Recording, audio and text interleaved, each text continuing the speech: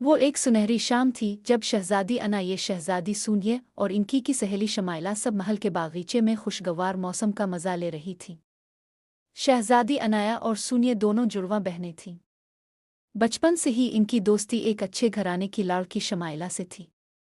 ये तीनों एक दूसरे से बेहद प्यार करतीं और हमेशा साथ साथ रहती थीं। इस शाम वो सब बागीचे में बैठी मुख्तलिफ मौज़ूआत पर बातें कर रही थीं कि अचानक एक खूबसूरत परिंदा उनसे कुछ फासले पर आकर गिरा। उन तीनों ने जब इसके पास जाकर देखा तो मालूम हुआ कि वो जख्मी है। उन्होंने परिंदे की मरहम पट्टी की और उसके लिए छोटा सा घोंसला बना दिया ताकि वो इसमें आराम से रह सके। परिंदा आहिस्ता आहिस्ता ठीक हो गया। वो सब बहुत खुश थीं।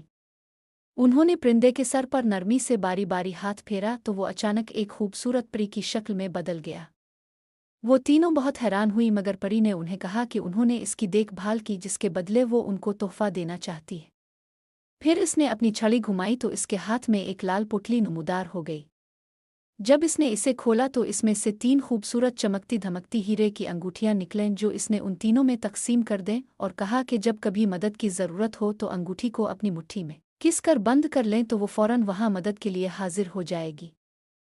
वो तीनों ये बात सुनकर थोड़ी हैरान हुई मगर फिर उन्होंने सोचा कि इस तरह तो उनकी हर मुश्किल आसान हो जाएगी तो उन्होंने परी का शुक्रिया अदा किया और महल में चली गईं।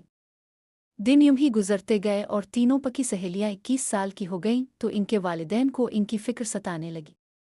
फ़िक्र क्यों ना होती क्योंकि उनके मुल्क का रिवाज कुछ यूं था कि अगर किसी भी लड़की की उम्र 21 साल की उम्र तक शादी नहीं हुई तो इसे 1 साल तक मुल्क के सबसे पुराने जंगल में जहां हर तरह का जानवर और हर तरह के कीड़े मकोड़े पाए जाते थे छोड़ दिया जाता।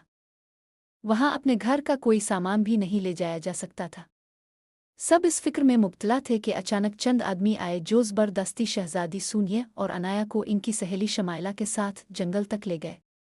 वो तीनों 3 अलग अलग समतों में जाएंगी और कोई ना कोई रास्ता ढूंढीं ताकि इस जंगल से बाहर निकल सके। आखिर तीनों के रास्ते जुदा जुदा हो गए। फिर 1 घंटा चलने के बाद शहजादी अनाया को शिद्दत से प्यास लगी।